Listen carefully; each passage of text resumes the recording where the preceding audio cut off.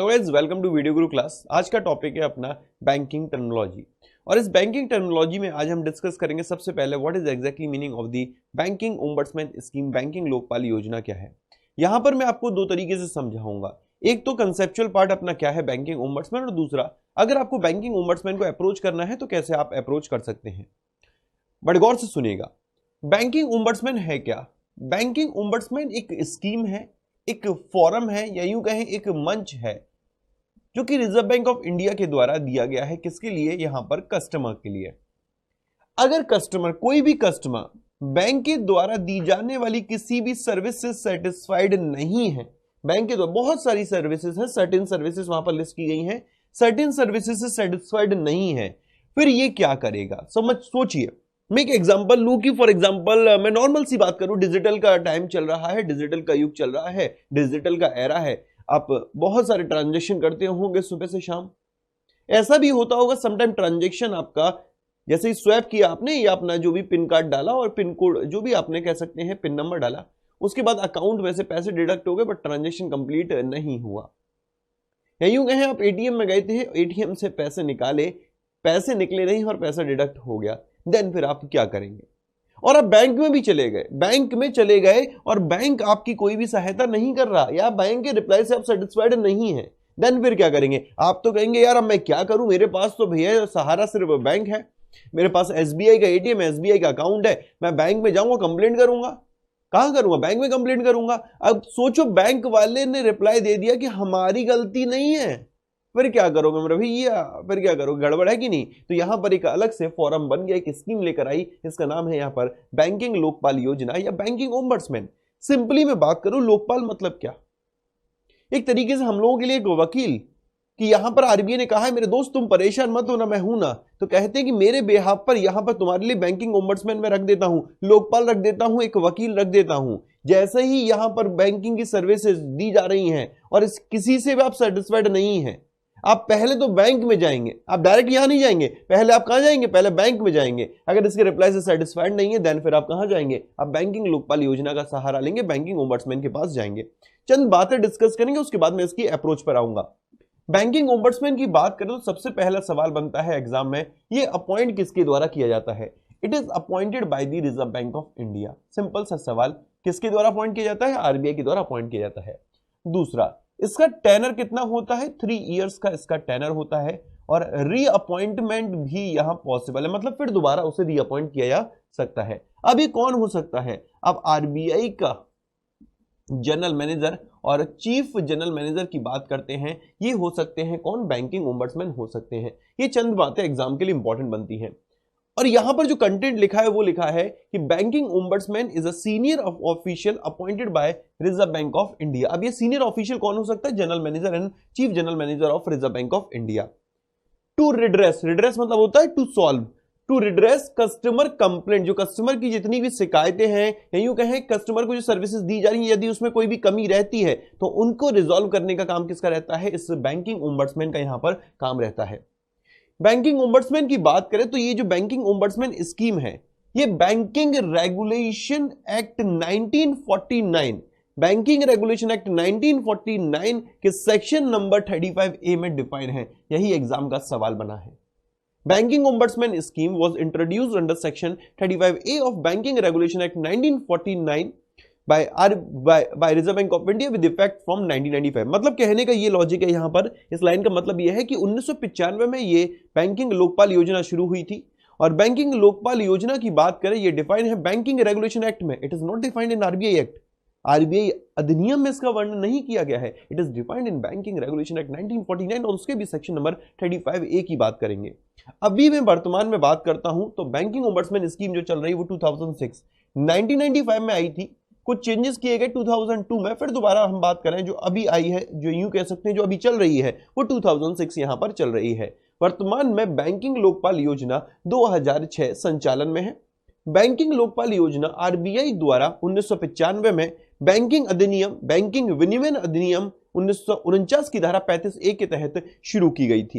ये तो simple point है, ये थ्योरेटिकल है। अभी जब मैं आपको अप्रोच समझाऊंगा तब बहुत यहां पर मजा आने वाला है। ये जो पॉइंट्स है ये एग्जाम का पार्ट बनते हैं, इसलिए मैं यहां पर वर्बली आपको छोटी छोटी बातें बताता चल रहा हूं। अभी मैं एट प्रेजेंट बात करूं, अप्रैल की बात कर लेते 2019 तक की, तो यहां पर ओवरऑल बात करें कुल मिलाकर कितने बैंकिंग ओम्बड्समैन है, आप आरबीआई की वेबसाइट पे जाएंगे तो आपको देखेंगे कुल मिलाकर 21 बैंकिंग ओम्बड्समैन अभी हैं। आज की तारीख तक 21 बैंकिंग लोकपालों की नियुक्ति की गई है, जिनके कार्यालय अधिकांशतः राज्यों की राजधानियों में स्थित हैं। अपने काम की चीज बनती है। कुल मिलाकर बैंकिंग ओम्बड्समैन कितने हैं, तो 21 बैंकिंग ओम्बड्समैन है। अब यहां पर हम बात करते हैं कुछ और पॉइंट्स की, जैसे कि मैक्सिमम कंपनसेशन बैंकिंग ओम्बड्समैन कितना दे सकता है। अभी सिर्फ मैं वो पढ़ा रहा हूं जो रटना है। बैंकिंग ओम्बड्समैन मैक्सिमम कंपनसेशन कितना दे सकता है, एक्चुअल अमाउंट जो लॉस हुआ है वो, और 20 लाख रहेगा विच एवर इज लोअर। मतलब मैक्सिमम कंपनसेशन कितना दे सकता है, 20 लाख रुपए का मैक्सिमम कंपनसेशन दे सकता है। इसके अंतर्गत कौन कौन से बैंक आते हैं, all scheduled commercial bank, private sector bank, public sector bank and foreign bank, regional rural bank भी आते हैं, शेड्यूल्ड प्राइमरी कोऑपरेटिव बैंक्स भी आते हैं, मतलब ऑल शेड्यूल्ड कॉमर्शियल बैंक, सारे के सारे अनुसूचित वाणिज्यिक बैंक, क्षेत्रीय बैंक और अनुसूचित प्राथमिक सहकारी बैंक भी शामिल हैं। एग्जाम में यही सवाल बना है और इसे इंपॉर्टेंट मार्क करेगा। जो ये पॉइंट है यहीं से पूछा गया था कि कौन कौन से बैंक आते हैं यहां पर बैंकिंग ओम्बड्समैन स्कीम के अंतर्गत। अब आपको दे देगा ऑल शेड्यूल्ड कॉमर्शियल बैंक एक option, regional rural bank, scheduled primary cooperative bank, और नीचे दे देगा यहां पर कैसे कि ए और बी बोथ, या बी और सी, या ऑल ऑफ दी अबव। इस तरीके से सवाल बन सकता है, तो आपको याद रखना है ये सारे कवर होते हैं। ये मोस्ट इंपॉर्टेंट है, पूछा जा सकता है यहां से कि कुल मिलाकर कंपनसेशन मैक्सिमम कितना दिया जाता है बैंकिंग ओम्बड्समैन के द्वारा, तो आंसर बनता है 20 लाख रुपए। इससे पहले वाले में याद रखना, अभी अगर मैं बात करता हूं अप्रैल 2019 तक कुल मिलाकर इनके 21 बैंकिंग ओम्बड्समैन है। और इससे पहले वाले में इंपॉर्टेंट ये है किस एक्ट में डिफाइन है, तो बैंकिंग रेगुलेशन एक्ट में डिफाइन है और सेक्शन नंबर 35A, मतलब इस एक्ट के 35A में इसको डिफाइन किया गया है। और अभी जो प्रेजेंट में बैंकिंग ओम्बड्समैन स्कीम चल रही है वो 2006 चल रही है। अब बात यहां पर करते हैं सबसे पहले पॉइंट की। Banking ombudsman is a senior official appointed by Reserve Bank of India to redress customer complaint, मतलब जो कस्टमर की कंप्लेंट है उसे सॉल्व करने के लिए इसको अपॉइंट किया गया।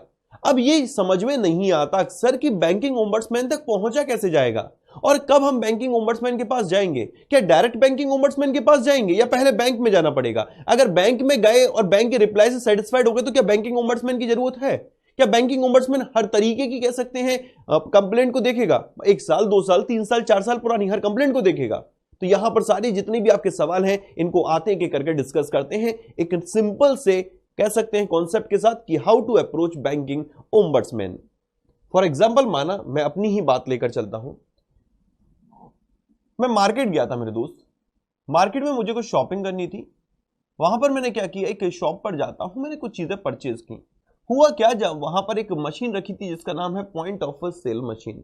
मैंने वहां पर अपना कार्ड स्वैप किया और मेरे अकाउंट से पैसे क्या थे, डिडक्ट हो गए, कट गए, बट ट्रांजेक्शन कंप्लीट नहीं हुआ। आप सभी को पता होना चाहिए ट्रांजेक्शन कंप्लीट कब होता है, ट्रांजेक्शन कंप्लीट तब होता है जब पॉइंट ऑफ सेल मशीन से एक स्लिप जनरेट होती है। पॉइंट ऑफ सेल मशीन से स्लिप जनरेट नहीं हुई, मेरी नौका झोंकी हो गई किससे, दुकानदार से। मैंने कहा अरे भैया मेरा पैसा कट गया, मुझे चीज जो मैंने खरीदी मुझे चाहिए। वो कहता भैया मेरे नहीं दूंगा। मैंने कहा क्यों नहीं देगा। उसने बोल दिया कि जब तक स्लिप जनरेट नहीं होती है तब तक ट्रांजेक्शन कंप्लीट नहीं होता और ये अमाउंट मेरे अकाउंट में नहीं आएगा। मैंने कहा ओके, मुझे इसके बारे में पता नहीं था, तो मेरे को लगा कि भाई कहीं बेवकूफ बना रहा, तो मैंने कंफर्म किया, पता चला कि यही होता है कॉन्सेप्ट कि जब तक आपका पॉइंट ऑफ सेल मशीन से स्लिप जनरेट नहीं होती तब तक ट्रांजेक्शन कंप्लीट नहीं माना जाता है। अब बड़ी गौर से सुनिएगा। अब क्या हुआ कि मेरे अकाउंट से तो पैसा कट गया। मैंने कहा मैं क्या करूंगा, तो कहता है काम करना, ऑनलाइन फोन कर देना, तुम्हारा 24 घंटे के अंदर रिफंड आ जाएगा। अब मेरा 24 घंटे के अंदर भी रिफंड नहीं आया, तब मैं क्या करूंगा। फिर मैंने देखा मेरा एटीएम कौन सा था, तो मैंने देखा ओरिएंटल बैंक ऑफ कॉमर्स का मेरा एटीएम था। अब मैं क्या करूंगा, कहां पर जाऊंगा, एसबीआई में जाऊंगा ना। अरे नहीं भाई, मेरे ओबीसी का कार्ड है, ओबीसी का कार्ड यूज किया, तो आप कंप्लेंट करने कहां जाएंगे, ओरिएंटल बैंक ऑफ कॉमर्स में जाएंगे। बड़े गौर से सुनना, मैं अपनी ही बात करता हूं। मैंने पॉइंट ऑफ सेल मशीन से क्या किया था, एक स्वैप किया और मेरे अकाउंट से पैसा कट गया। अब मुझे वो पैसे वापस चाहिए। अब पैसे वापस चाहिए तो मैं क्या करूंगा मेरे दोस्त, मैं जाऊंगा कहां पर, बैंक में। मैं बैंक में जाकर क्या करता हूं, ये मैं बैंक में गया और बैंक में मैंने एक एप्लीकेशन दी,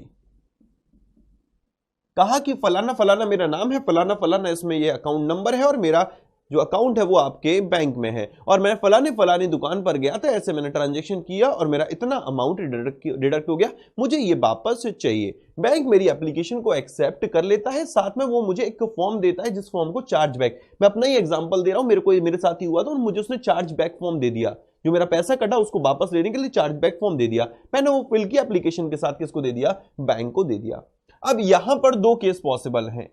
एक केस पॉसिबल ये है कि बैंक रिप्लाई दे और आप उसके रिप्लाई से सेटिस्फाइड हो जाए। बैंक कहेगा ओके ठीक है, इसमें गलती भैया दुकानदार की नहीं थी, आपका पैसा रिफंड हो जाएगा, आपके एप्लीकेशन को एक्सेप्ट कर लिया गया है। क्लियर है कि नहीं? यस सर, बिल्कुल क्लियर है। दूसरा ये हो सकता है कि बैंक जो रिप्लाई दे आप उसके रिप्लाई से सेटिस्फाइड ना हो, बैंक कहते हमारी कोई गलती नहीं है, आपका रिफंड नहीं आएगा, आप उसके रिप्लाई से सेटिस्फाइड नहीं, आप तो भैया बोनाफाइड हो, आपकी तो कोई गलती है नहीं है, आप तो बोनाफाइड मतलब कि आप तो बिल्कुल सही हो, आपकी कोई गलती है नहीं, आपका पैसा कट गया, आपने बैंक में जाएंगे, आपने एप्लीकेशन दे दी। अब दो केस हो सकते हैं, या तो आपको रिप्लाई आए यस के फॉर्म में या तो आए नो के फॉर्म में। यस के फॉर्म में आएगा तो बल्ले बल्ले आपका पैसा वापस है, अगर नो के फॉर्म में आएंगे तब क्या करेंगे? बट उससे पहले एक और चीज, आपको ये जो एप्लीकेशन देते हैं इसका जो रिप्लाई देना होता है बैंक को, विद इन 30 डेज ये रिप्लाई देना होता है, विद इन 30 डेज ये रिप्लाई देना होता है। और 30 डेज रिप्लाई दिया, दो ही केस पॉसिबल है, रिप्लाई सेटिस्फाइड, रिप्लाई से सेटिस्फाइड नहीं। अब अगर आप रिप्लाई से सेटिस्फाइड नहीं है तब क्या करेगा? तब कस्टमर जाता है मेरे दोस्त कहां पर?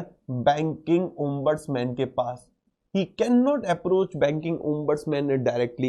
यह व्यक्ति बैंकिंग ओम्बड्समैन को डायरेक्टली अप्रोच नहीं कर सकता। First of all he has to file complaint in bank, पहले इसे बैंक को कंप्लेंट फाइल करनी पड़ेगी, बैंक में जाकर एक एप्लीकेशन देनी पड़ेगी, अगर कि भाई मेरी फलाना फलाना ये दिक्कतें रही, और अगर ये बैंक के रिप्लाई से सेटिस्फाइड है तो कोई दिक्कत नहीं है वहां तक जाने की। अगर बैंक के सेटिस्फाइड नहीं है रिप्लाई से, बैंक के रिप्लाई से सेटिस्फाइड नहीं है, तब ये कहां पर जाएगा? बैंकिंग ओम्बड्समैन के पास। जो बैंकिंग ओम्बड्समैन होता है वो 1 साल से पुराने मैटर्स को नहीं लेता है। ये एग्जाम का सवाल बन सकता है कि बैंकिंग ओम्बड्समैन कितने पुराने मैटर्स को नहीं लेता, तो याद रखें 1 साल से पुराने मैटर्स को ये डील नहीं करता है। अब यहां पर भी दो केस पॉसिबल है। बैंकिंग ओम्बड्समैन का पास आपका केस पहुंचा, यहां पर हो सकता है कि वो आपके फेवर में रिप्लाई दे दे, इसे भी विद इन 30 डेज रिप्लाई देना होता है, और या तो आपके फेवर में रिप्लाई ना दे, आपके फेवर में रिप्लाई दे दिया तो आपके पैसे वापस, और मेरे दोस्त बल्ले बल्ले। अगर आपके पैसे वापस नहीं, मतलब कि आप उसके रिप्लाई से सेटिस्फाइड नहीं है, तब क्या होगा? मतलब बहुत यहां पर अपन लोगों के लिए, अपन लोगों की बात करें, हम लोगों के लिए बहुत बेहतर फॉर्म बनाया आरबीआई ने। आप पहले तो बैंक गए, बैंक में रिप्लाई से सेटिस्फाइड थे, पैसा वापस, नहीं रिप्लाई से सेटिस्फाइड थे तो भैया कहां पहुंच गए? बैंकिंग ओम्बड्समैन के पास। अब सुनिए, बैंकिंग ओम्बड्समैन के रिप्लाई से सेटिस्फाइड तो भैया अपना बल्ले बल्ले, आपने डांस करना स्टार्ट, आपका पैसा वापस, अगर नहीं तो फिर क्या करा जाए? आरबीआई ने कहा मेरे दोस्त परेशान होने की जरूरत नहीं है, यहां पर हम एक और फॉर्म देते हैं, ये है अपीलेट अथॉरिटी। अपीलेट अथॉरिटी यहां पर एक फॉर्म है। अपीलेट अथॉरिटी में होते हैं deputy governor of Reserve Bank of India. अब क्या किया जाए? अब यहां पर केस को ये देखेंगे। अब ये जब केस को देखेंगे मेरे दोस्त, तो यहां पर भी दो केस पॉसिबल है, या तो आप यस या तो मेरे दोस्त नो। यस मतलब कि इन्होंने आपके फेवर में बोल दिया तो आपका पैसा वापस, अगर आप इन्होंने फेवर में नहीं बोला फिर क्या किया जाए? इनको भी विद इन 30 डेज यहां पर रिप्लाई देना है। ठीक है, अब सोचिए मेरे दोस्त, यहां से पहुंचे, बैंक को रिप्लाई देना था, यस नो हो सकता था, यस के साथ है ठीक है बढ़िया है, नो के साथ है तो बैंकिंग ओम्बड्समैन ऑप्शन है। बैंकिंग ओम्बड्समैन ने भी नो बोल दिया, यस वाली बात है तो बढ़िया, भगवान करे भैया सारे के सारे काम बनते चले जाए। बट खुद ना खास्ता उसने भी रिप्लाई दिया, उससे भी आप सेटिस्फाइड नहीं हो, वो कहता नहीं तुम्हारा पैसा वापस नहीं आएगा, फिर क्या करेंगे? देन मेरे दोस्त फिर जाएंगे अपीलेट अथॉरिटी के पास। अपीलेट अथॉरिटी भी क्या करेगा? यस और नो करेगा। अगर यस करता है तो आपका पैसा वापस, और नो करता है तब क्या किया जाएगा? तब मेरे दोस्त आप जाएंगे यहां पर कोर्ट में, और यहां स्पेशल कोर्ट बने हुए रिकवरी के लिए, आप कोर्ट में अपना केस लड़िए, डेट रिकवरी ट्रिब्यूनल और डेट रिकवरी अपीलेट ट्रिब्यूनल। ये ओवरऑल अप्रोच होती है बैंकिंग ओम्बड्समैन तक पहुंचने की। कुछ और पॉइंट मैं आपको बता देता हूं, मुझे लगता है यहां तक सारी चीजें आपके क्लियर होंगी। अभी मैं एक और डिस्कस करूंगा आपके साथ एनबीएफसी ओम्बड्समैन।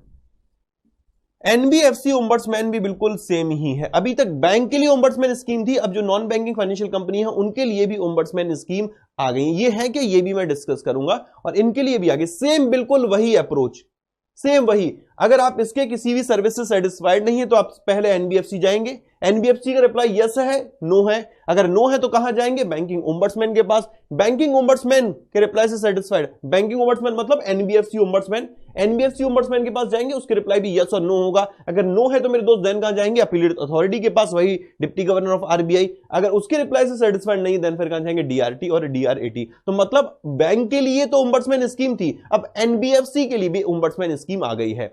बैंक जो मैक्सिमम कंपनसेशन देता है ये 20 लाख रुपए तक का देता है, और जो एनबीएफसी देती है कंपनसेशन ये 10 लाख रुपए तक का मैक्सिमम देते हैं, मतलब ये 2 मिलियन और ये मेरे दोस्त 1 मिलियन देता है। दोनों के केस में एक कॉमन बात यह है कि दोनों के ही केस में जो मेंटल हैरेसमेंट है, अगर मेंटल हैरेसमेंट या मेंटल कोई एगोनी रही है मेरे दोस्त, तो उस केस में आपको एडिशनल कंपनसेशन दिया जाता है अप टू 1 लाख रुपीस का। तो ये सवाल बन सकता है कि मेंटल हैरेसमेंट या मेंटल एगोनी के केस में कंपनसेशन अमाउंट कितना है, तो 1 लाख रुपए का।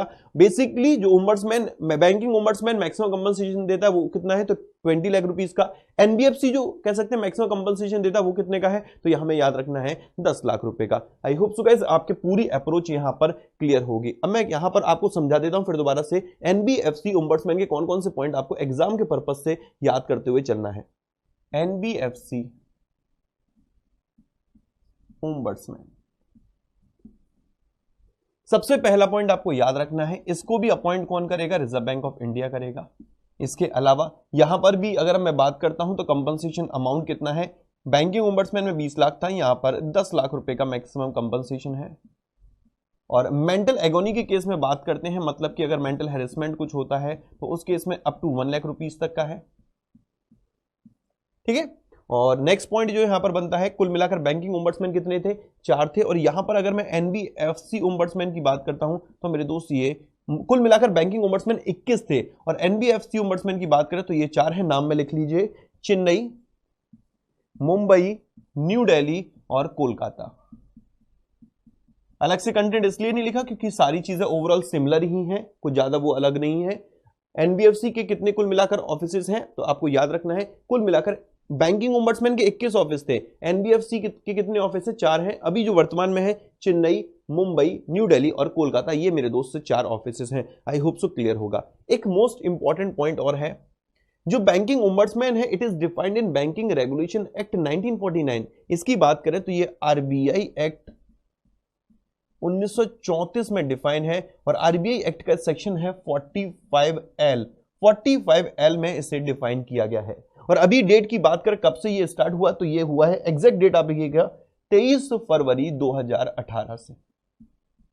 ये स्कीम अभी हाल ही में ही आई थी एनबीएफसी ओम्बड्समैन की, 23 फरवरी 2018 से एनबीएफसी ओम्बड्समैन स्कीम स्टार्ट हुई। अब एग्जाम के लिए important, appointed by RBI, compensation maximum 10 lakh रुपए का, मेंटल एगोनी और मेंटल हैरेसमेंट के केस में 1 लाख रुपए का कंपनसेशन। एनबीएफसी कुल मिलाकर कितने ऑफिस है, तो 4 ऑफिस है अपने, Chennai, Mumbai, new Delhi, Kolkata, Chennai, Mumbai, new Delhi, Kolkata. And RBI act 1934 के सेक्शन में डिफाइन है, सेक्शन 45L की बात करते हैं, और कब से स्टार्ट हुई, 23 फरवरी 2018 से।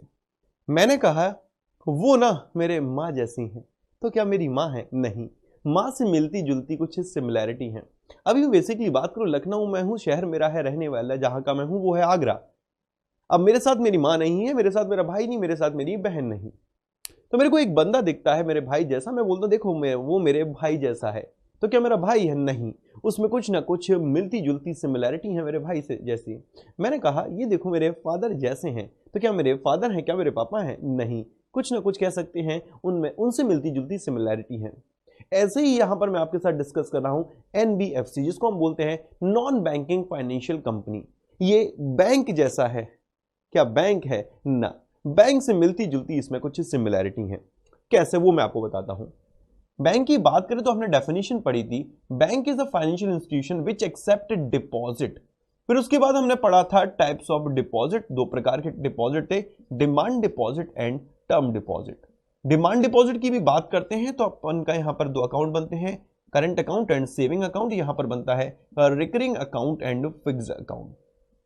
ये बैंक की डेफिनेशन बनती है। बैंक में 2 तरीके के डिपॉजिट होते हैं, demand deposit and term deposit. But NBFC की बात करते हैं नॉन बैंकिंग फाइनेंशियल कंपनी की, तो यहां पर मेरे दोस्त डिमांड डिपॉजिट नहीं होता, यहाँ पर करंट अकाउंट सेविंग अकाउंट नहीं खुलता।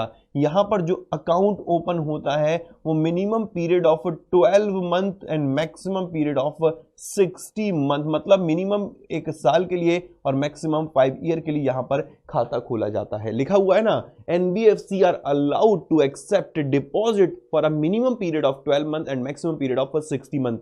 NBFC can not accept demand deposit. NBFC demand deposit accept नहीं करती है। ये मेरे दोस्त एक टर्म डिपॉजिट एक्सेप्ट करती है, और वो भी कितना, minimum period of 12 month and maximum period of 60 month. I hope so guys clear हुआ होगा कि बैंक और NBFC में छोटा सा एक डिफरेंस क्या है।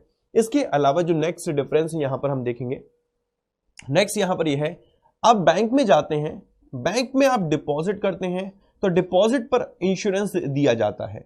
बैंक में गए, बैंक में डिपॉजिट किया और इस डिपॉजिट पर मेरे दोस्त इंश्योरेंस मिलता है, और ये इंश्योरेंस दिया जाता है deposit insurance credit guarantee corporation के द्वारा।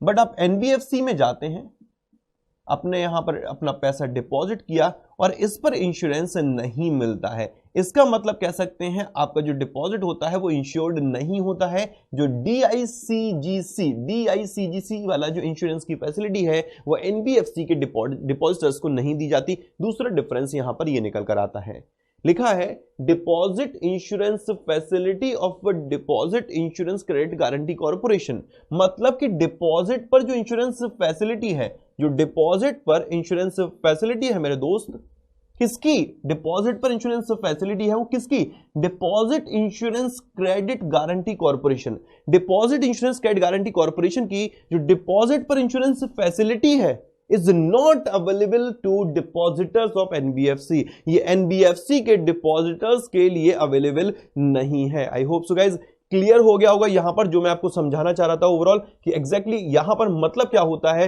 सिंपल शब्दों में बात करें तो बैंक और NBFC के बीच में डिफरेंस क्या है।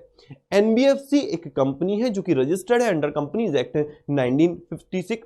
इसके अलावा अगर मैं बात करता हूं तो यहां पर से जो फैक्ट निकल कर आता है, एक सबसे इंपॉर्टेंट जो फैक्ट निकल कर आता है वो यहां पर यह निकल कर आता है कि NBFC और बैंक में डिफरेंस क्या है। तो NBFC जो होता है वो डिमांड डिपॉजिट एक्सेप्ट नहीं करता है, बैंक डिमांड और टर्म दोनों करता है।